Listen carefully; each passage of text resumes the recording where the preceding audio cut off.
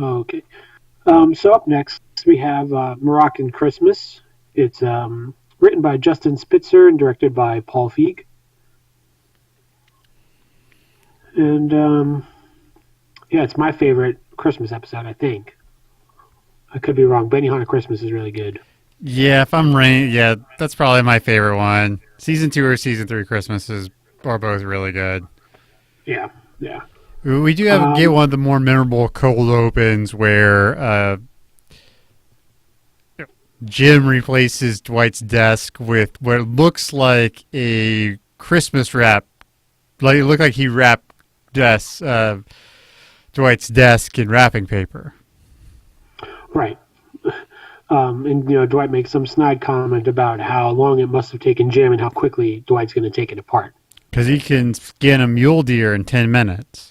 Which I don't know if that's a good time or not, but apparently, according to Dwight, it is. I mean, I couldn't imagine skinning anything in 10 minutes. Yeah, I've never tried to skin anything, so I don't really know. Yeah. So Dwight sits on the chair, and it falls through, and everything is made of cardboard, and it's hilarious. Correct. Yeah, it's pretty good. It's pretty good. It must have taken him a while. But also, as the show goes on, Jim's pranks become more time invested on his own behalf, right? Right. Yeah, he definitely has a lot of time to do things. Yeah. So Phyllis is still responsible for the party planning committee, right? Correct. And she has opted to run this Moroccan-themed Christmas party. There's alcohol at the party, and she's got ornate decorations, and everybody gets fezzes. She really goes full out, Right, and it looks really good. And so I guess they changed the policy because every Christmas after season 2, they have alcohol at the party. Right. So I always wondered if it was an office thing, because does Toby say something about it? Or is that like an Angela choice? Toby says something about alcohol in season 2. Yeah, that's what I think I'm recalling. Yeah, well, they changed it. Or maybe they're doing it on the DL, Mm-hmm. Sneaking in some booze. But and this is the first time we see that little alcohol podium, for lack of a better word, bar in the conference room. Yeah, because we see this at least one more time in season 8. But we might see it again. So someone invested some money in a bar area kind of thing for people. Yeah. And so Michael's making up drinks. Half of them are already real drinks or whatever. But the first one is the one of everything, if I recall. Right. Which is... drink, but it's all these really intense... Scotch, absinthe, right? Gin, vermouth, triple sec. There might be something else, I don't know, and two packs of Splenda, which is his thing for alcohol, is just 2 packs of Splenda. Yeah, he puts it in that, I don't know what it was, that David Wallace gives him. Yeah, the Scotch. Well, yeah. He asked for Splenda during cocktails when he goes to David Wallace's house, and he has the Scotch from the Iacocca, right. And then he asked for Splenda at the board meeting. Yep. So, yeah, that's just his thing. The other drink he makes up is the orange vodka. Right. Which is just, what is that called? Just a screwball, really, right? Screwdriver, that's it. Right. Drink cut. And Jim's like, how has no one ever thought to put these 2 flavors together before? Yeah. Yeah, and for all intents and purposes, the party seems to be going off pretty well. Everybody's having fun. I mean, Angela's not, but she hasn't been having fun at any of these parties, really. Right. And Andy is on the sitar singing about nudity in France. On Christmas. Yeah, and it's funny. I mean, I don't know, but obviously I've been I play guitar a little bit, and I've known other people who do, and there really is always that one dude who is at a party who sees a guitar and can't help but pick it up, and then it's just kind of like the worst dude at the party for the whole night, you know? Right. Because they're over there strumming along something, or they're just mucking about or whatever, and like a couple times people come up and have to be like, dude, like, come on. This is annoying, dude. Come on, chill out. Yeah, yeah. And he gets into that one bit where I guess it's kind of slow because, well, there's a meeting that happens that we'll talk about that kind of puts a damper on the whole party. But Andy's just strumming all the strings wide open, and it's just this nasty wow. And everybody's just gawking at him because that dude is the worst dude at the party. Right, right. And during all this too, like Phyllis is just being a straight bitch to Angela, which, like, Angela definitely deserves, but it's a bad look on Phyllis. Yeah, well, yeah, and I don't know why, but there is something that's like, maybe it's because we know Angela.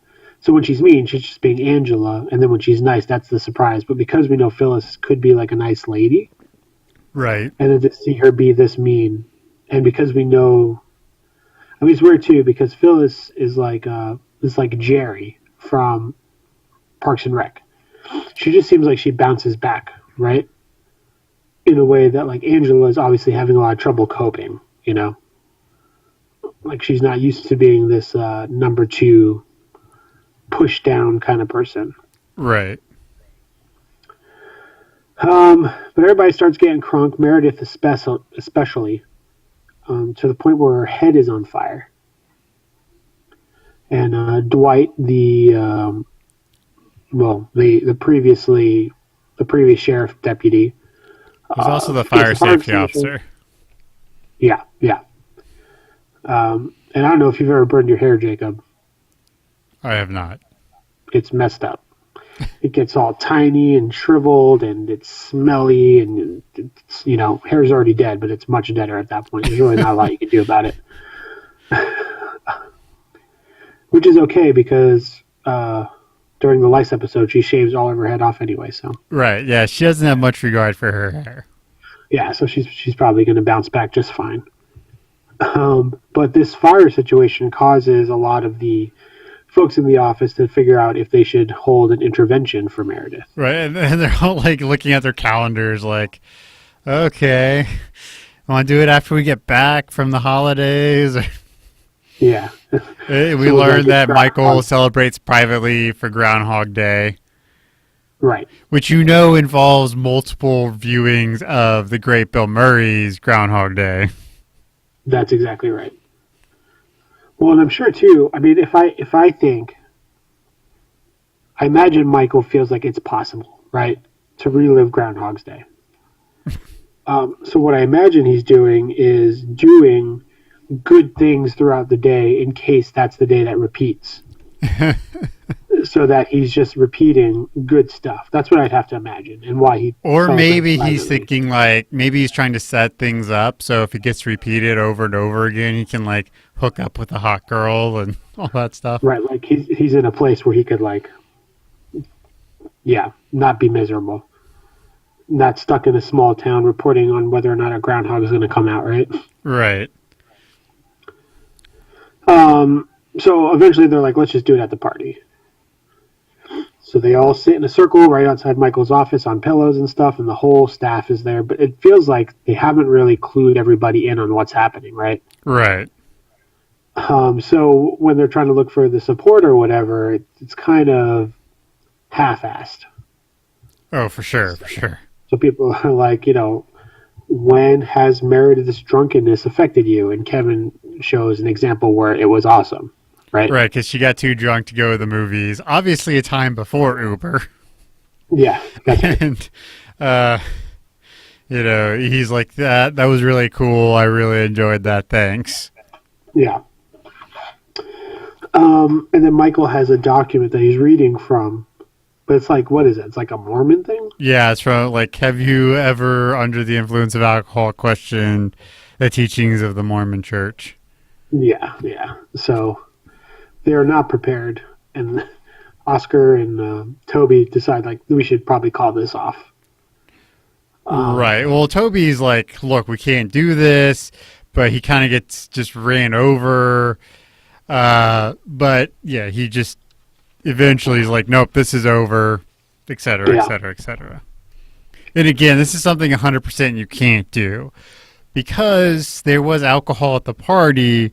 She can't get in trouble for drinking too much. Like she can't get fired or anything like that.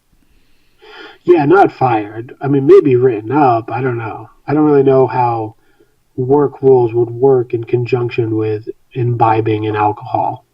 'Cause I Right. feel like you'd still have to keep some type of respectable demeanor about you because you're still in the workplace, you know. Well, I mean, she. But again, not fired, but maybe a write up or something. Well, no, because they provide the alcohol. I don't think they could. She could definitely, get some societal backlash, obviously, but Mm. Well, let me tell you. I mean, this is an evening of technical difficulties and tangents, but my company goes to Vegas twice a year for these various trade shows that we do. And a couple years ago, a new sales rep at the time went and had a couple of drinks. I guess too many for my bosses to feel comfortable with. And they came back, and it was just the talk of the town. They're like, "Oh, Betty's an alcoholic," or whatever. It was very nuts. And now there's no alcohol allowed anywhere because Betty ruined it. Betty's just the worst. Yeah. yeah, I mean, there's no alcohol really. I mean, you can, like, the company won't pay for alcohol where I work, that kind of stuff. Right. So the side story here is that Dwight has gone out and purchased a bunch of princess unicorn dolls, which are basically the hot toy of that year in this world, right? Right. Akin to Tickle Me Elmo, Furby, and I The don't know, Wii. Xbox 360, Wii, some shit like that. Have you ever Um, overpaid for something to make sure it was there on Christmas? no, I can't say that I have. I mean, well, I don't have kids, and my brother and I are close enough in age where I never felt like I was taking care of him in that regard. So probably not. Though I do recall one Christmas where I purchased my brother a hat from a character from League of Legends. We had seen it at Comic Con and it was all over the place. So I go online to figure out where to buy it, and it's from like direct manufacturer in China. I forgot I ordered it. It doesn't come until like the end of February. So it was like a very pleasant surprise to everybody. I was like, "Oh yeah, this is Merry Christmas." Fortunately, it wasn't my only Christmas gift, but yeah, Right. terrible. So he's got all these Princess Unicorn dolls, and he's basically hustling them out of the office, right? He's got people coming Right. in, he's overcharging. So my question is like, I mean, that doll couldn't have been more than like 30, $40 normally, right? Yeah, at most, yeah. So, I mean, he's probably clearing at least $150 a doll, and he's got like 40 of them. He probably makes the better part of 10 grand that day. Yeah, yeah. And I mean, it's been a while, and again, maybe because I'm not young anymore, I don't know what the toy crazes are. I mean, the last But one I really, really remember was when the Wii came out. That was what, like 10 years ago. yeah, that sounds about right. Yeah, because I remember driving from Stillwater to Wichita, like Christmas Eve with my dad, because I have a bunch of younger brothers. I have 4 younger brothers, and that was like the group Christmas gift was the Wii. Right. And he ended up paying double price for it, but while all their friends were still trying to wait to get one, they had one on Christmas, so it was worth the money. Yeah, that's fair. Um, Asking price was $200 according to this here. Right? Yeah, he was charging 200. So yeah, you got to figure that thing couldn't have cost more than. Grant, I'm not up on what dolls cost, but couldn't have been more than $20-$30, maybe Yeah. 40. Unless it had like batteries and some kind of kung fu grip or something. Yeah, $20 seems to be like the max, I think, for that kind of thing. It's also a USB drive, like you flip Yeah. back the horn and plug it in. So a bunch of people come in.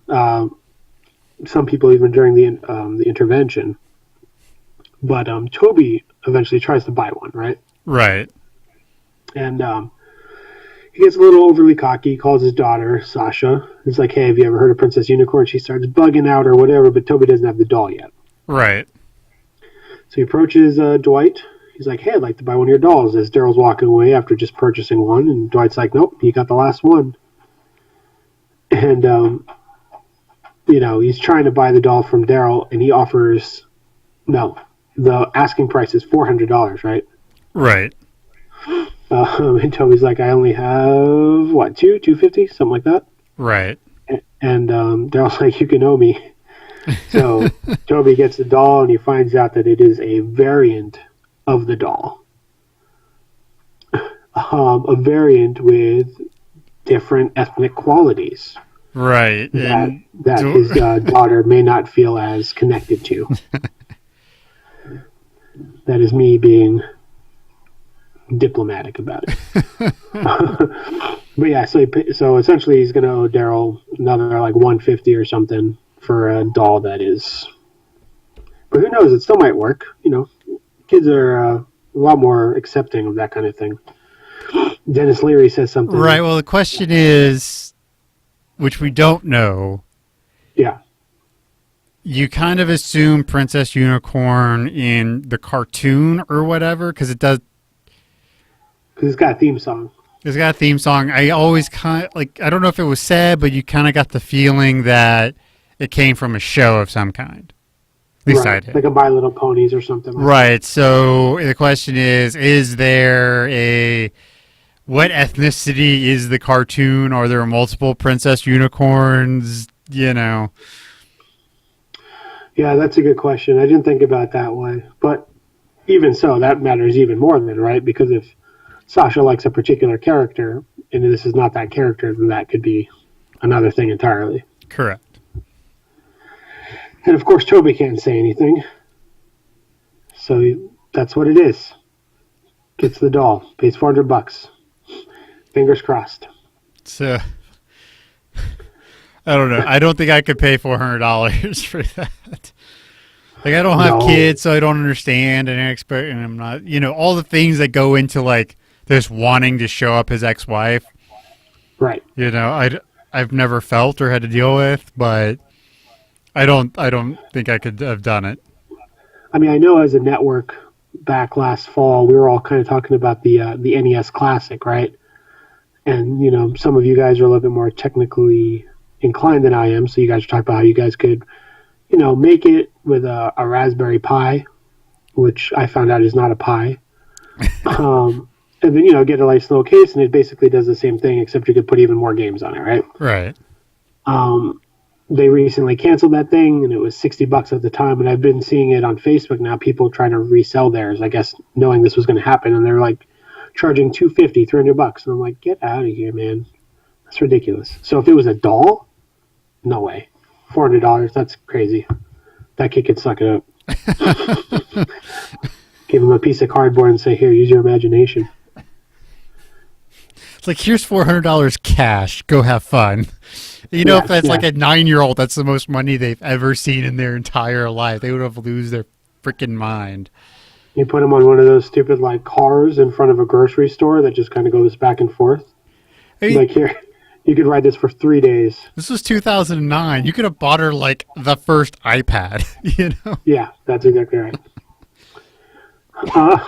So Phyllis continues to boss Angela around.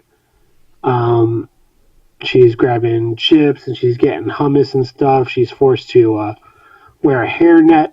She's moving Christmas trees up and down stairs. And finally, Angela snaps, right? Right. She tries to call Phyllis's bluff. And Phyllis does it. You think she won't. There's a moment. But she, out loud, the entire office is there except for Andy. And she says, Angela's been sleeping with Dwight. And Dwight goes, well, don't look so surprised. Yeah, he just looks super thrilled. Yes, it's finally out, And that's kind of it. And it's kind of awkward and silent. And then Andy shows up, I guess from the annex, because he's been practicing. And he plays a tune. Yeah, Deck the Halls. That's it, yeah. No one claps. No one does nothing.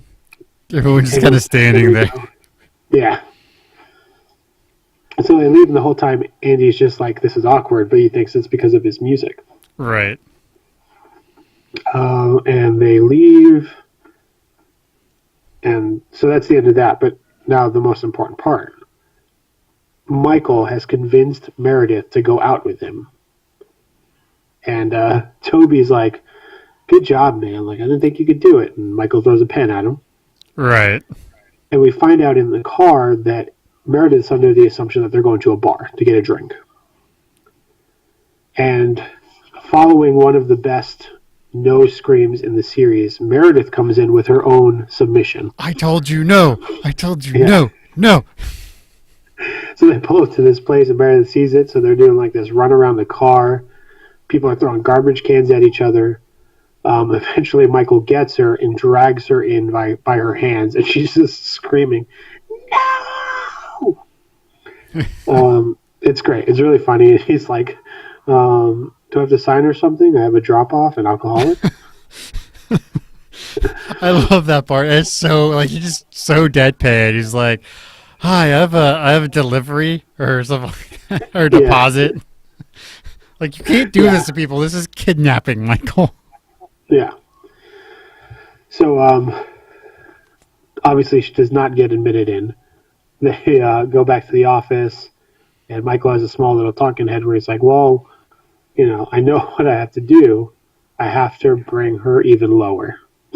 She's Right. like, "I did it I with have to get her Jan." to hit rock bottom. I did to Yeah. Jan. Um. So a lot goes on here. I'm just trying to make sure I didn't miss anything else, but we got the revelation to the entire staff that Angela's been cheating on Andy. We hmm got Meredith almost going to a rehab center. Right. I mean, those are the big two. Which we learn later that all her partying was just because she was in college the entire time, getting her PhD. Right. I mean, that's the joke. But she was still an alcoholic. Um, and then, as you said, BJ Novak continues to get credited but doesn't appear in the episodes anymore. So, Right. yeah. Anything else you want to add? No, well, there's just one great little bit where Andy is still playing with the sitar, and Jim comes in and is like, "Do you take requests?" And he's like, "Yeah." He's like, "Please stop." Yep. We're trying to have a party. Yeah. So, what are you giving this episode, man? Yeah, I like it a lot. All the Christmas episodes are great. So, I'm going to give it a 4 out of 5 Chibakia cookies. I also gave us a 4 out of 5 porn addictions because we learned Meredith is addicted to porn. That's right. Yeah. All right. So we agreed on that one. That's pretty good. So last up for this evening. This is something. So something to be thinking about next Christmas because we'll still be doing this podcast in 7 months. We'll have to rank the Christmas episodes. Okay. So I'll start thinking about it now. Yep. All right. So lastly, we're coming up. Season 5, Episode 12, The Duel, written by Jennifer Soletta and directed by Dean Holland, which I don't know if we've had a Dean Holland episode before. Let's see. Dean Holland. He edited Booze Cruise. Interesting. And so he's a big editor, I guess. But yeah, he had tried his hand at directing this one. Because he also had something to do with Casino Night and The Job. So interesting. Yeah, so it's The Duel. So how does this one start? The radar, they put out the one of those big like radar gun things in the street because Angela has made many calls to the police about cars driving too fast. That's right. But now Michael in the office is trying to see how fast they can run, and they're actually causing a traffic issue. That's right. So yeah, so they're outside and they're sprinting. And they're trying to see who can possibly go the fastest. And Michael Right. gets what, 13, Mm-hmm. 12 or something. And then so they're taking turns, and it's actually pretty organized in that regard. And everybody's doing it. Like Oscar's going out there, I thought was kind of surprising, but so he's next in line and he's waiting.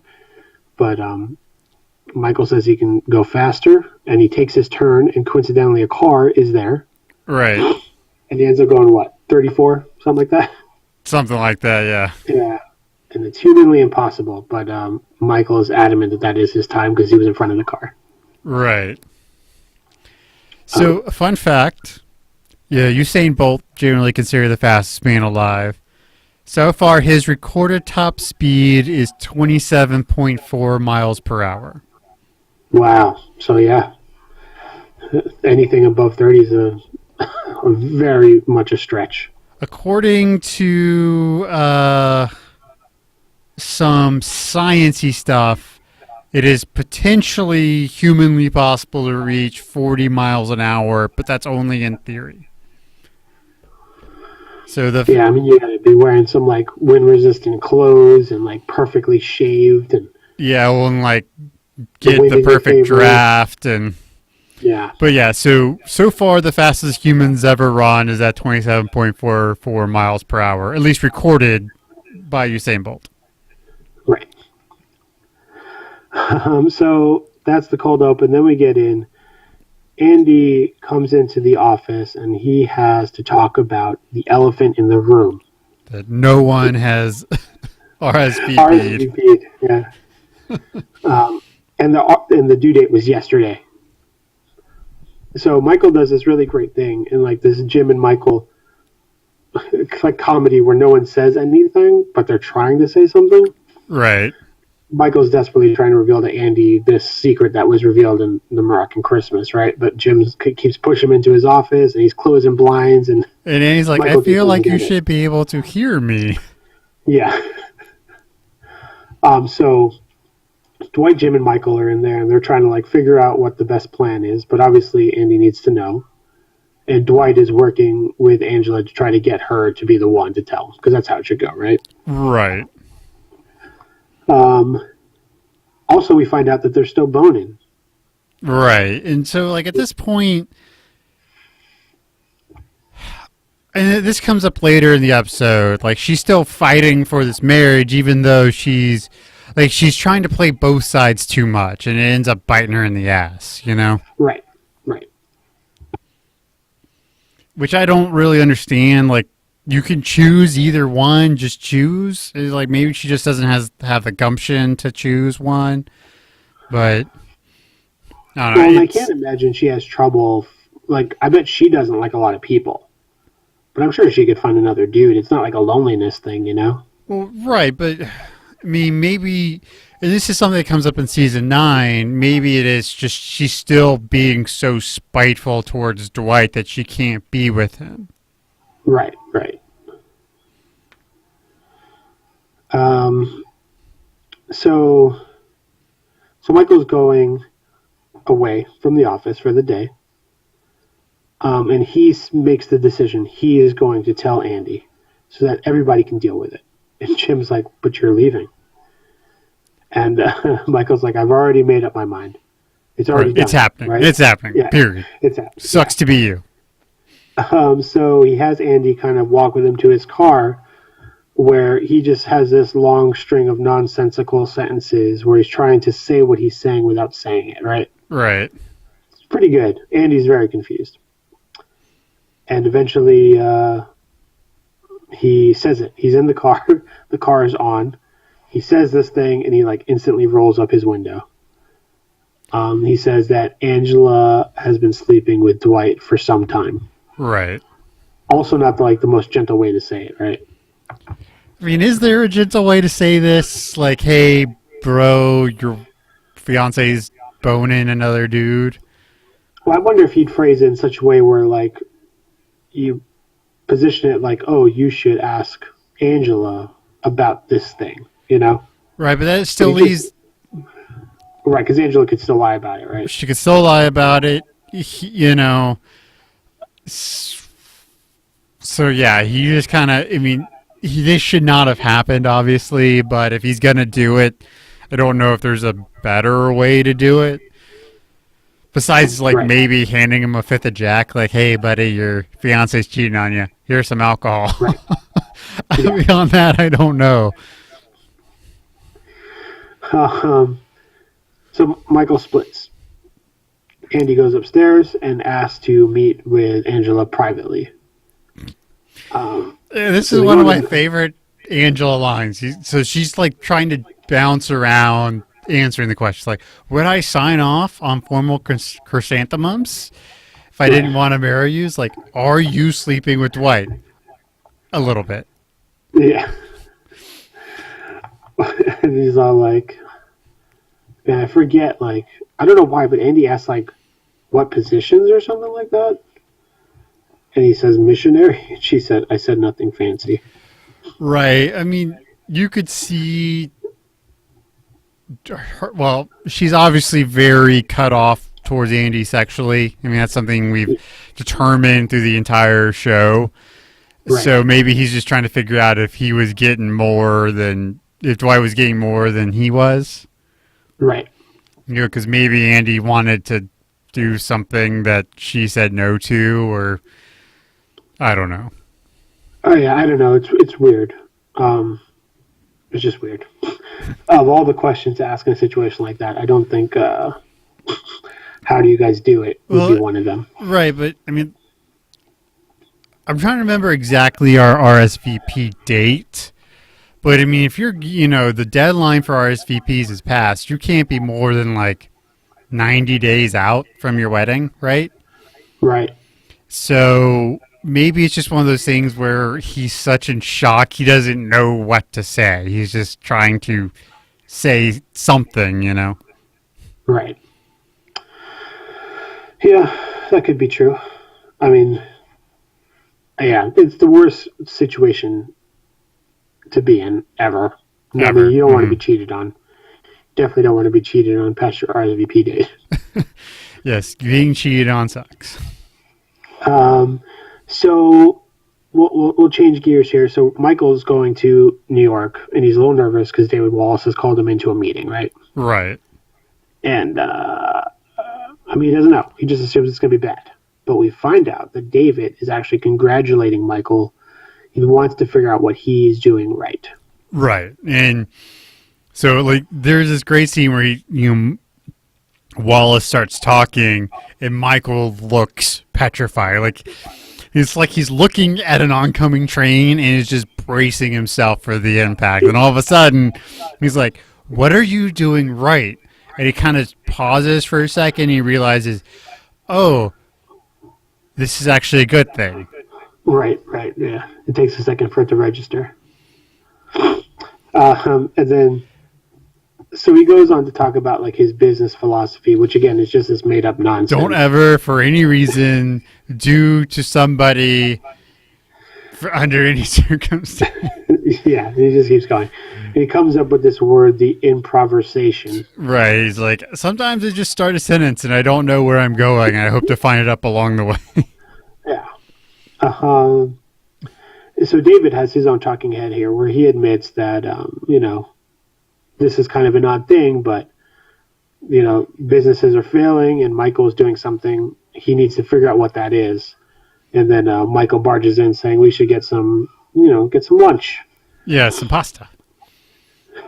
So you get the sense, really, I mean, there's not much to talk about this whole story arc here, but except for I have the need for tweed. That really David's able to get anything from this meeting. Right. He doesn't get anything from him. And you kind of get the feeling that this starts, well, I mean, this entire season, but from business trip, and this is just another piece of the building exasperation and just doneness of Wallace with Michael that eventually leads to the Michael Scott Paper Company arc. Right. And I've been saying it for a couple episodes now too, but like I said, I think since just before the end of season 4, Dwight has shown similar shortness with Michael, because there's some stuff in the Michael Scott Paper Company where Dwight has to be pretty divisive and decides not to support Michael, right? Right. And he does things where he's like not laughing at his jokes, or he's pointing out when Michael's being stupid or whatever. So, they've been building up this kind of like separation between Michael and some of his like closer people for this thing to happen. And like you said, this is kind of this, right? Right. Yeah, I mean, that's about it. So then we get back, and Andy finally confronts Dwight. Right, and this is where we learn about Rule 17. Never turn your back on a man you've wronged. The dominant turkey during mating season, and something else. Yeah. And Dwight's been, he's been trying to tape a spoon to his monitor. He's trying to switch seats with people. He wants to be ready for this possible attack. But Andy goes up, and he's like, I guess he feels good about the conversation he had with Angela, because he's all like, all right, well, you guys are done, right? Right. And Dwight does not back down. Yeah, So eventually it just leads to the proclamation that there will be a duel. Correct. And then Angela's like, I will respect the outcome of the duel, which completely is it's just such a bitch move, She's just like trying to absolve herself of all responsibility here. Right, even though she's the one who's causing all of it. I mean, she is the catalyst for all of this. And we find out later that this is not the first time she's done this. Right. She's had other pairs of people fight over her. Right. And it's also funny in this whole situation after they've announced the duel that Jim starts going around and rounding up all of Dwight's weapons that he can find. Right. There's a scythe and a bow and a sword of some kind. Yeah, there's like a shuriken under a table somewhere. Yeah. Yeah, a lot of weapons. And so the duel is set for the afternoon out in the parking lot. Correct. Now, even though they decided to claim weapons, Andy said his fist and Dwight said his sword, Dwight is armed only with his belt, right? He's kind of got it set up as like a whip. So he's out there and he's screaming for Andy's name and such, and he can't doesn't see him until he notices a piece of paper taped to a bush. Right, and so you kind of get the feeling that's where Andy normally parks. Right. Because there's no assigned spots, as we know from conflict resolution. Right. But people seem to park in the same spot traditionally. So the piece of paper basically is admitting that Andy would not best Dwight in a one-on-one confrontation, yada yada. But it's all just a giant ruse for Andy to sneak up in his what car does he have? A Prius? Prius, right. Yeah. So anything under 5 miles is silent. It's running off of that car's battery stuff, right? Well, you would figure you could still hear the tires, but yeah, he's in the zone though, Dwight. Yeah, or maybe it's louder than we think out there. Yeah. I mean, I recall sitting in some of those electric cars that are like only electric at certain points, and they are pretty quiet though. Like they are very quiet, but you just figure hear the cracking, basically the gripping of the tires. Yeah. Yeah. Yeah, because Andy has to turn to get into that spot. Right, and that's always a pretty loud thing. Yeah, especially at a slow speed. Because you're having rubber. Yeah. But he gets the jump on Dwight, drives him into the bush. Where Oscar proclaims that Andy deserves to win. That's right. So Dwight's whacking the hood of the car with his balls. Jim runs out there, is like, Dwight, are you okay? Is your leg broken? He's like, no. My right one's like going to sleep a little bit, though. Go away, Jim. Well, yeah, and he's like, Andy, are you okay? And he's like, go away, Tuna.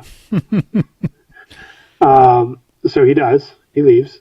And they kind of talk it out, and we find out that Angela has banged Andy twice. Correct. And this is a big deal to Dwight because he was under the impression he was the only one being banged. Right, right. And that sort of was, hey, you're not sleep. It's okay because you're only sleeping with me, you know. Right, right. So presumably Andy backs the car up and they both go upstairs. No one really knows what happened. Right. And then Andy comes in and immediately cancels the cake, which he got pissed about having the cake cutting fee at his wedding. Right.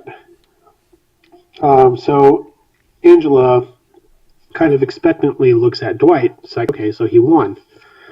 So Dwight picks up the bobblehead he received from her as a gift. And it's also the signal for sex. Right. And you think it's going to be a good thing, but then he throws it in the garbage. And she loses both. That's right. Yeah, and then she kind of goes back to her desk and she's a little dejected. Right, because now she doesn't have anybody, right? So she she pushed it too far. Right. You know, and because honestly, like a day, well, literally last episode, if she went with Dwight, that would have been golden. Right, yeah. Or if she hadn't, if she, I mean, I get her being pissed off about him tricking her into getting married. But if she had just gone with because she even verbalized it, I made a mistake by picking Andy. If she had just really internalized that, it would have been fine. And honestly, too, I mean, the whole thing starts because Dwight killed her cat. Right. So maybe instead of going with Andy, because I don't really know what her goal was with going in Andy, because it didn't seem like at first it was to get back at Dwight, Mm-hmm. She kind of just gives in, but really if she just took that time to kind of work through her feelings about Sprinkles, then maybe she just would have ended up with Dwight again and avoid all that heartbreak. But right. But yeah, so there she is. She's single and ready to mingle. But not really. But not really, because she's very sad. Because I'm not sure when she meets. Oh, because not too long down the road, they start the love contract. Right. Which goes through until she meets state senator. The state senator, right? Which I'm not exactly sure when that is, but it's coming up soonish. Yeah. Yeah, I'm trying to think with it because the sex contract's going on. It goes on for a while. I mean, it goes on during the Saber takeover. Right. I mean, it's pretty much all of season 6, I want to say. Yeah. Right. Yeah, I'm not exactly sure when this happens, but it's sooner rather than later that they start the sex contract. Right. Yeah, I mean, so is there anything else in this episode? That's about it, right? Yeah, that's about it. Yeah, I really enjoy this episode. I think it's funny. Big plot episode. I mean, it's different because it's so Andy, Dwight, Angela focused, which is, it's up until this point, we really haven't had a ton of episodes that aren't at least Jim, Pam focused a little bit, and there's essentially no Pam in this episode. Right. Yeah. So what'd you give it? I gave this a 4.5 out of 5. Soft underbellies of my refined upbringing being my soft underbelly. I love that quote. It's so terrible, but I loved it. Yeah, I think I don't think I like it as much as a rewatchable episode, but it's still a good one. So I gave it a 3 out of 5. He deserves the wins. All right, sounds good. Okay, so you can find me at Jacob Ingalls on Twitter, at Prairie Penguin on Instagram, which I'm updating more. So if you want to see more of my Instas, You can go there. I am not cool like the cool kids from downtown. I do not have Snapchat. I don't feel like learning about Snapchat. So you can find us at Broken Jars at XYZ. We're on iTunes. We're on all the major podcast, repositories. Again, patreon.com/Broken Jars. If you want to email us, brokenjarsbroadcasting@gmail.com. We post on the r/Dunder Mifflin Reddit. I think that's everything. Yeah, I never say it, but I have a Twitters, J_Ray, and Instagram is J__Ray. Cool. So if you want to see me going all my New York gallivanting, if you'd like me to tweet, basically my tweets are, this is this day. This day is bad. You can see those on Monday, Tuesday, Wednesday, Thursday, Friday, and then Saturday, Sunday, I forget to tweet. So there you go. Yeah, it's been a pleasure. We will see you next episode. All right. Bye, guys.